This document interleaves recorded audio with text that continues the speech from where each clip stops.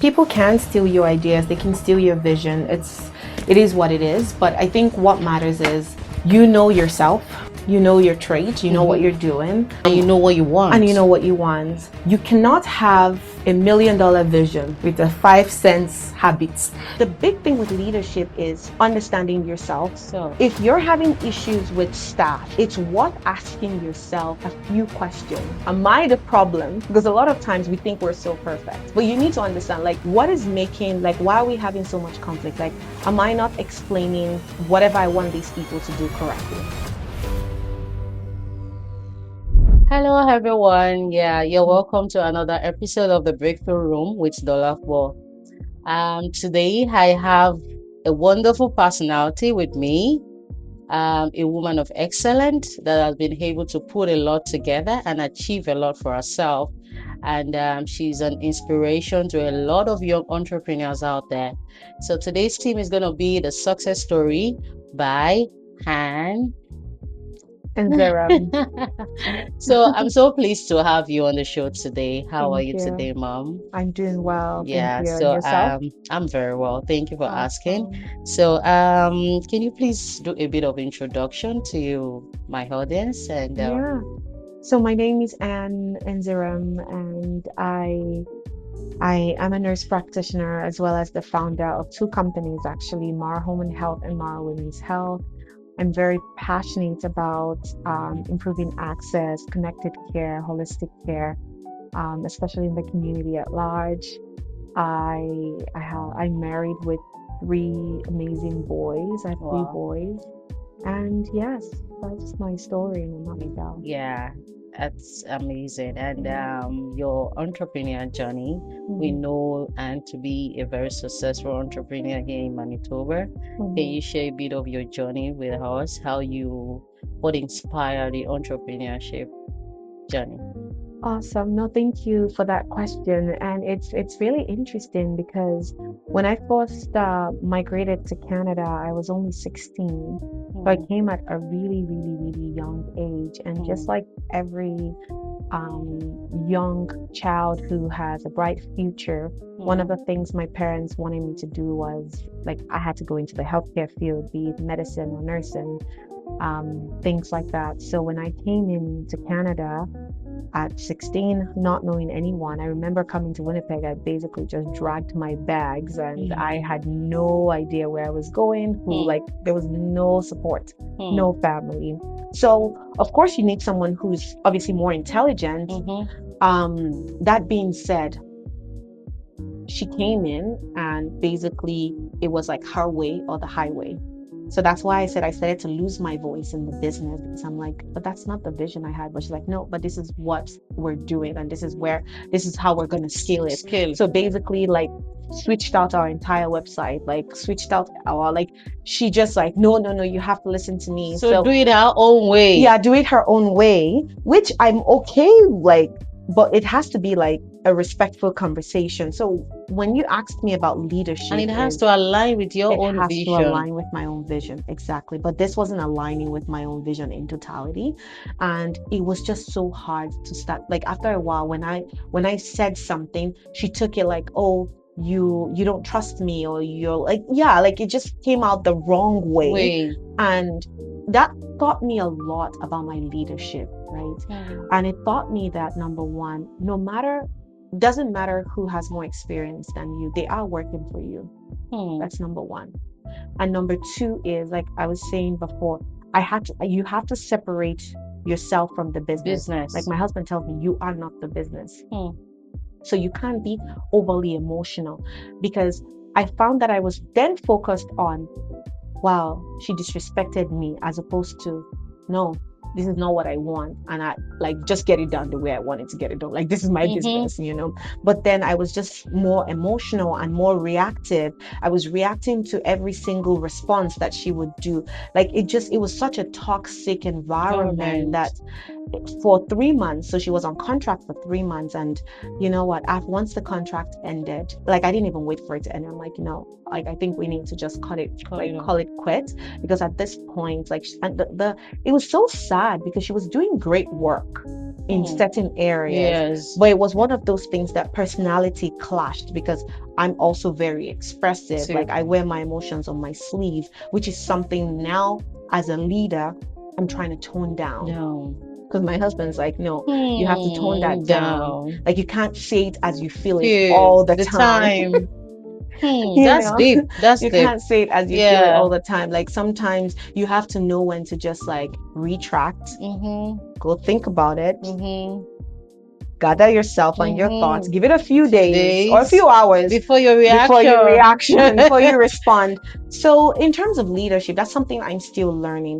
And I think also someone said something, especially when you like I always say I have undiagnosed ADHD. Like my brain is Mm. always on 10,000 speed. Speed.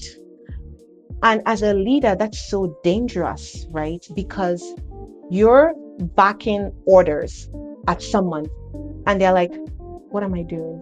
Because you're just saying it like the way your brain is processing it. Processing I'm it. having this conversation with you. Yeah. So not knowing that you're actually making it harder for Them. them to focus and concentrate. So I think the big thing with leadership is understanding yourself. So. If you're having issues with staff, it's worth asking yourself a few questions. Am I the problem?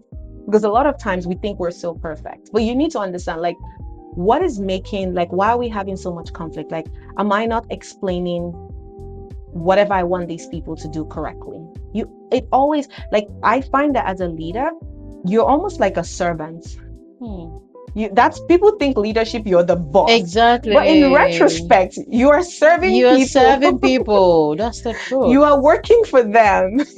You know, you're working. So many times I'm like, some days I'm so frustrated, but I'm like, how can I quit when there's all these people looking at me every morning like, Ann, so Yeah. what are we going to do? And I Well, have to keep keep going. going. I can't even show a sign of weakness. I can't Yeah, even, you can't. like, no matter, like, and it's not been all rosy in the last 5 years. There are days where I'm just like, oh my God, I don't even want to get out of bed, especially when you have like huge contracts and you get an email that the contract is a wrap. Like these are $1 million contracts we're talking about. Like you don't want to get up, but you have to show up regardless of how you feel. In fact, how you feel becomes it doesn't matter.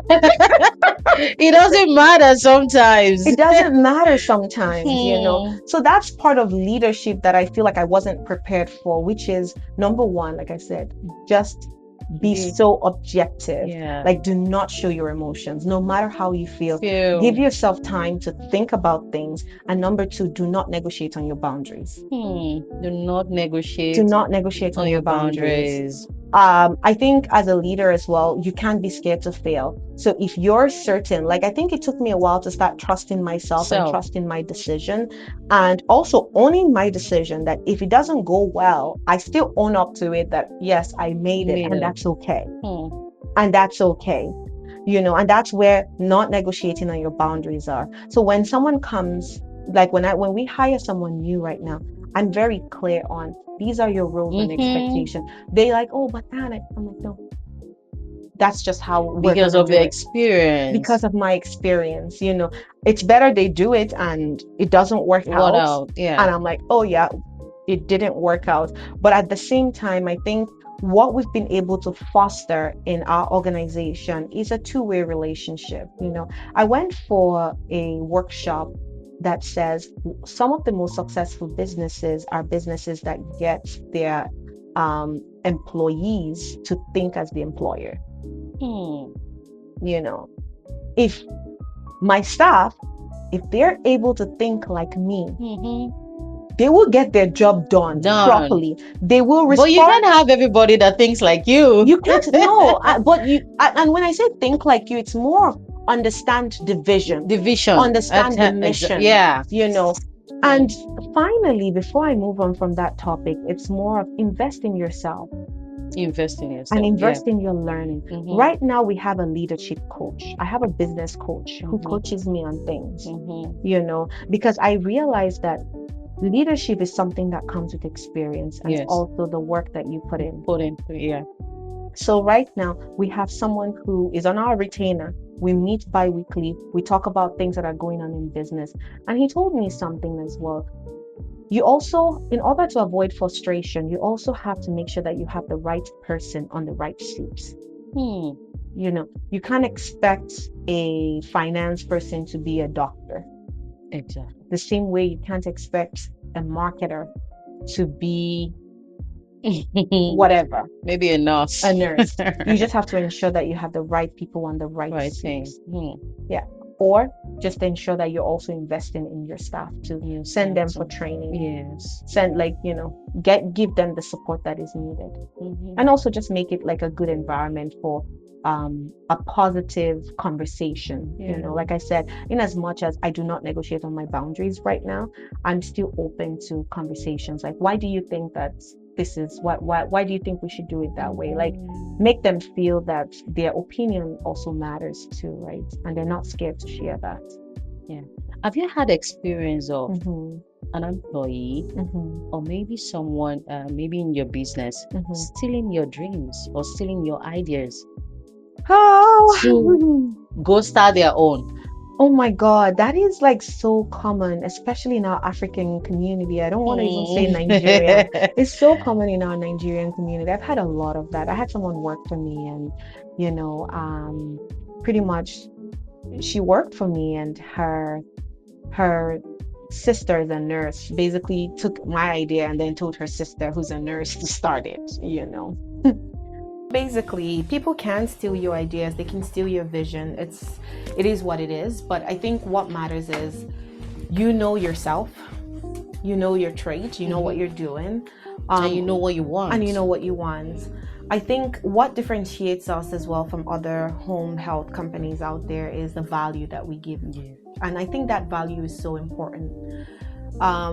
Everyone that comes, everyone we hire, they have to be a certain kind of people. We don't just hire, and this is from our business coach as well. What the coach told me is, before you start any company, what are your values, your top 5 values, and ensure that whoever you're bringing into the company share those similar values. For us is we value, like, number 1, you have to be compassionate. You also have to be excellent. So excellence to me is so important, which is whatever you are doing, make sure that you're giving it your best. I don't care if it's an email. I don't care if it's a phone call. I don't care if it's a work, like you're working with clients A, B, or C. Just make sure that you are excellent in what you're doing. So those are some of our values, which is obviously compassionate care, personalized care. But excellence is for sure one thing for the staff.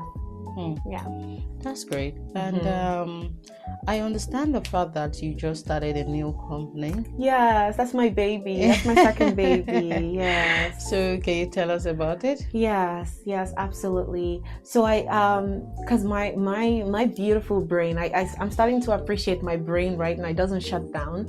So more recently, in the last 1 year, I started a women's health clinic. So it's Mara Women's Health. I just wanted to keep our trade name there, but it's very specific to midlife women, especially women navigating like hormonal issues, perimenopause, menopause, thyroid, PCOS, period issue. So basically, like, there's just been, and the more I dive into women's health, the more I realize that there has been like a huge gap in women's health. Like, people are not especially women, number 1, they're being dismissed. Like, you go to the doctor, you're like, something's wrong with me. They're like, no, you're probably just stressed, you're probably just anxious, you're okay, that's normal. Like, a lot of things have been dismissed to be so normal, and the truth is it's not normal. A lot of these clinicians and doctors, they just don't know. And unfortunately, they're not saying they don't know. They're like, oh, you're fine, you're normal, you're just stressed, just lose some weight, So all of these things are just being dismissed. And the more I dive into women's health, I'm like, oh my goodness, like, what is going on here? So a lot of the women coming to me, they come with, I'm not sleeping, I don't feel like myself anymore. I'm just forgetting things. I'm very anxious at work. And unfortunately, these are women at the peak of their careers that are supposed to be doing well. These are executives. These are like high stakes C-suite level women, you know, and all of a sudden they just feel like they're failing in their life because their hormones are just not in check. So women's health is something that I'm just growing more passionately about, and I'm literally investing a lot of my time just deep rooting in research, really figuring out like, why is this so understudied? Why is this an area where we don't know so much about? And a lot of the patients I'm seeing, they're just like amazing, and they're like, I wouldn't say that I do anything specifically, like I do things differently, but at the same time, these are things that most of their family physicians could do. But I think what they appreciate more than anything is just someone that listens, because their symptoms have just been dismissed for so long that we take out time and we just have a conversation. They're like, oh my goodness, thank you for listening. Like it's so crazy how someone's like, thank you for listening. I'm like, oh my goodness. So that's a very huge part. It is a huge part of it. It's just listening. But that's the part that I'm so personally passionate about. I'm really championing that part to just grow it and provide more access to women. And I think stemming from our primary company, which is Mara Home and Health, the idea and the ideology is still the same, which is connecting women to care and connecting women to healthcare in general. So on our team in women's health, we already have a women's health registered dietitian because we know what everything also goes with, like your nutrition and your diet.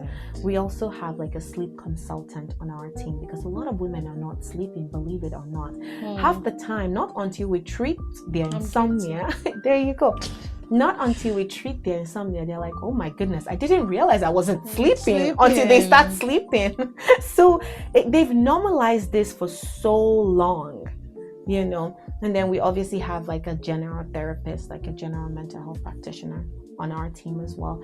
The whole idea is that we look at this woman, PSU, and we think about all the things that is stopping you from being excellent and just thriving in whatever you decide to do, be it your emotions, be it your mood, be it your periods, be it your weight, be it your self-esteem. Like we're just trying to like help you in that sense, and just so you can thrive and blossom and flourish. Our amazing guest here has talked about a creative mind, on how she genetically inherit the entrepreneurial skills from her family. And she has this creative mind. She mentioned how she has not been able to rest until she can achieve some things in her head. And she has been able to tell us, always have a positive person beside you to, support your dreams, because she's good in, thinking a very big vision, but the execution part is a clause. But she has someone, thankfully, to be able to support, that execution part. So have positive people in your life. That's one big part she has mentioned to us. As an entrepreneur, you should have one positive person in your life to drive you, to drive your vision, to support you, to motivate you, though your own big motivation. Because as an entrepreneur, sometimes you have to motivate yourself to do the work, and things around you will also drive you, to do things for yourself and inspire you to say, okay, I won't give up at this point. Because when you start looking at your bills, looking at so many things, circumstances surrounding you, you won't want to give up at that point. And if you're a big visionary, you see the point where you have to get to that. No, this is something I need to achieve for myself, and not quitting is a very big quality of an entrepreneur. You cannot quit at any point in life. She has been able to tell us so many things in this episode, and a success story, how she has been able to accomplish. Mara Homes is a baby, and she just added a new baby to Mara Women's Care. So if you're in Canada, if you're in Winnipeg and looking forward as a woman, looking forward to a home where you can be checked, and can you tell us like where they can be checked? So Typically, first of all, you can follow me on Instagram or on LinkedIn, Mara Women's Health, or Mara Home and Health, because they are two different companies, but they're sister companies, I would say.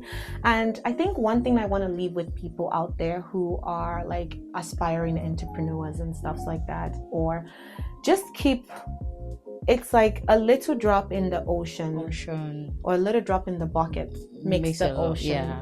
So the most important thing is, if you spend a solid 8 hours working in your business, you will reap it in tenfolds. A lot of times we don't allocate time to actually grow something. We do it passively. And like I said, extra means. Like an extra, yeah. But you have to be so intentional. Like, I personally, one thing that I also touched on a little bit is, if you're going to do something, do it well. How you do one thing is how you do everything. So if you're not passionate, like if you cannot be intentional, actually map out like 3 to 4 hours a week. Say you have a 9 to 5, right? I had a 9 to 5. I actually just quit my 9 to 5. Really? Yes, I actually just let go of my 9 to 5. It's so crazy. And I had my 9 to 5 because I just wanted to be disciplined, right? But it got to a point, I'm like, no, you can't do this. I can't do this anymore, right? But regardless, I had to be intentional about growing Mara. You know, I had to be intentional about every single thing. And even up until today, I have to be like, I plan myself. On Sunday night, I'm planning my week.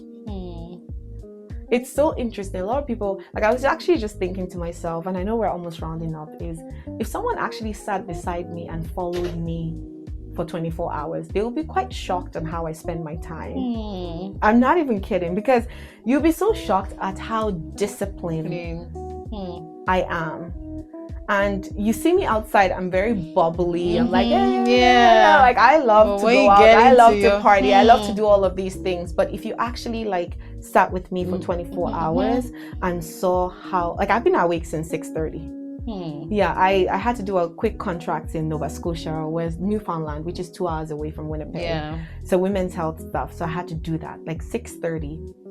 You know, typically if I'm not doing that, I'm like waking up, opening my eyes, praying and running to the gym. Like, I'm so disciplined, you know. So that's part of the thing, is you cannot have $1 million vision with a 5 cents habits. Yes, you cannot have $1 million vision with a 5-cent habit. It's not possible. It's not possible. It's like, you could try, it's not gonna work. You have to be so disciplined, right? So with every entrepreneur out there, and when I say discipline, it's not just being disciplined in your business. This is being disciplined in your life. This is being disciplined in how you spend your time. This is being disciplined in, like, for me personally, if I can give you 5 minutes of my time on the phone, if you're talking rubbish, 5 minutes. If I look at the time and it's like 6 minutes, we've been talking for 6 minutes. Without anything productive. What are we talking? I'm like, oh, okay, I'll have to call you back. And then I'll just call you maybe when I'm driving and I just want to while away time. But actual real time, I can only give you 5 minutes if you're not saying anything productive. You know, so that's what I would leave with every entrepreneur out there who is trying. It's not the easiest journey. It looks fancy, but it's one of the trenches that you can ever be in. You know, but the most important thing is just being intentional. It doesn't matter how good you think your ideas are. Your ideas might be the best, but if you're not intentional in executing those vision every single day, they're just ideas. And that's where they're gonna die, just ideas. A wonderful guest has left us with so many, take home, and I hope you have been able to learn from our journey. Actually, I really enjoyed this conversation. Myself, I've been able to learn one or two things from, not even one or two, many things from her, from what she has said, from her success story. Mara is a multi-million company right now in Winnipeg, Manitoba, Canada. And she mentioned how she started from $2,000, and to where it is right now. I hope she has been able to inspire you, you can do it. You can achieve whatever you set your mind to achieve. It's just a matter of mindset. So I want to say very thank you to Anne for coming. Thank you so much. I really appreciate this, your time and everything. I hope we can have a part 2 of this podcast. Absolutely. Because I'm looking forward to, because she's the kind of person that sitting with her, you just want to learn more. You want to hear more from her. I enjoy the conversation so well, and I promise you guys, I'm going to bring part 2. I'm going to drag her back to this show to give us, a beautiful insight and tell us more, and even how she's able to manage home, being a mother and also a leader. She's able to manage time. That's one big thing I want you to learn from as a woman. Don't limit yourself as a woman. I have kids, my kids won't let me. No, you can do it, you can achieve it. So I'm gonna bring her back to this show, but for now, thank you very much, and thank you for coming to this show. Thank you. Oh.